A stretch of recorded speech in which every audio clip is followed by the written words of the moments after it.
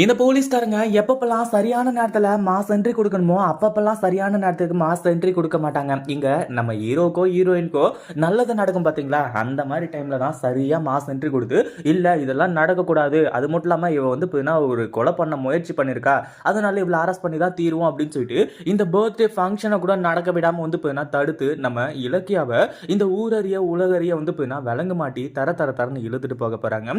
அதாவது நம்ம கௌதம்க்கும் நல்லாவே தெரியும், மற்றவங்களுக்கும் நல்லாவே தெரியும் இலக்கியா இதுல எதுவுமே வேணும்னு பண்ணல, அதுவும் இலக்கியாவால தான் இது நடந்ததா அப்படின்றதே ஒரு மிகப்பெரிய டவுட் தான். பட் இருந்தாலுமே கூட வந்து இப்போ அஞ்சலி இங்க அந்த ஒரு கம்ப்ளைண்ட்டை கொடுத்துருக்கா பாத்தீங்களா, அதுதான் வந்து அதாவது இது எல்லாத்தையும் தாண்டி அந்த ஒரு கம்ப்ளைண்ட் தான் மிகப்பெரிய ஒரு அதிர்ச்சியை நம்ம கௌதம்க்கும் இலக்கியாவுக்கும் கொடுக்குது. ஒரு பக்கம் இலக்கியா இருந்துட்டு கௌதம் என்ன எப்படியாச்சும் காப்பாத்துங்க கௌதம் அப்படின்னு சொல்லிட்டு கதறிக்கிட்டு இருக்காங்க. ஒரு பக்கம் போலீஸ் இருந்துட்டு ஏமா வாமா ஒழுங்கு மரியாதையா வந்துரு, இல்லைன்னா நான் என்ன பண்ணுவேன்னு எனக்கே தெரியாது, ஏதாச்சும் அடம் பிடிச்சா வையன் கண்டிப்பா வந்து விலங்க மாட்டி தர தர தர நான் இழுத்துட்டு போயிட்டே இருப்பேன் அப்படின்றவ வந்து சொல்லிட்டு இருக்காங்க.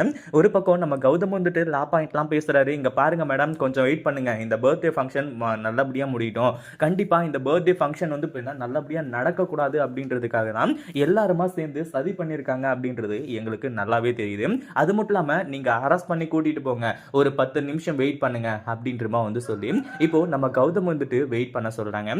ஏன்னா இவங்க நினைச்சது வந்து என்ன, நம்ம இலக்கியாவை கரெக்டாக வந்து பர்த்டே கேக் வெட்டும் போது, அதாவது இந்த ஃபங்க்ஷன் வந்து நல்லபடியாக நடக்கக்கூடாது அப்படின்னு சொல்லிட்டு வந்து சொல்லி தான் முன்னாடியே அரெஸ்ட் பண்ண சொன்னாங்க. அப்படி இருக்கும்போது வந்து இப்போ நம்ம கௌதம் சொல்றது இலக்கியா சொல்றது இது எல்லாமே கரெக்டு தான், அந்த போலீஸாலையும் ஒன்றுமே பண்ண முடியாது. அதே மாதிரி நீங்கள் எங்கே வேணாலும் போய் எப்படி வேணாலும் கம்ப்ளைண்ட் பண்ணிக்கோங்க, ஏன் ஒரு 10 நிமிஷம் உங்களால் வெயிட் பண்ண முடியாதா, வந்த உடனே அரெஸ்ட் வாரண்ட்டை காட்டி அரெஸ்ட் பண்ணி கூட்டிகிட்டு போயிட்டே இருக்கணுமா அப்படின்ற மாதிரி வந்து கேட்குறாங்க. ஒரு பக்கம் அந்த இன்ஸ்பெக்டருக்கு சரியாக கோவம் வந்து ஏறிட்டு இருக்கு. ஏன்னா நம்ம கௌதம் பேசுகிற பேச்சுகள் அந்த மாதிரி. அதே மாதிரி இப்போ இலக்கியா நீ கேட்க விட்டு அவங்க உங்க மேலே வந்து கை வச்சாங்கன்னு வையன், அடுத்த நிமிஷம் வந்து அவங்க மேல கம்ப்ளைண்ட் வரும் அப்படின்ற மாதிரி வந்து சொல்லி அந்த போலீஸை உண்டு இல்லைன்னு பண்ணிட்டு இருக்காங்க. கடைசியில போலீஸ் முன்னாடியே வந்து வச்சு நம்ம இலக்கியாவோட இந்த பர்த்டே ஃபங்க்ஷன் வந்து செலிப்ரேட் பண்றாங்க. இது உண்மையிலேயே நம்ம கௌதம் இலக்கியா இவங்க 2 பேரும் இந்த பைரவி எஸ்எஸ்கேவுக்கு கொடுக்குற மிகப்பெரிய ஒரு செருப்படின்னு தான் சொல்லணும். ஏன்னா அந்த ஒரு ஃபங்க்ஷன் நடக்கக்கூடாதுன்னு சொல்லிட்டு அவங்க அவ்வளோ பிளான் பண்ணாங்க. இப்போ நடந்து முடிஞ்சிருச்சு, இப்போ என்ன பண்ணுவீங்க அப்படின்னு சொல்லிட்டு வந்து இருந்துட்டு இருக்கு.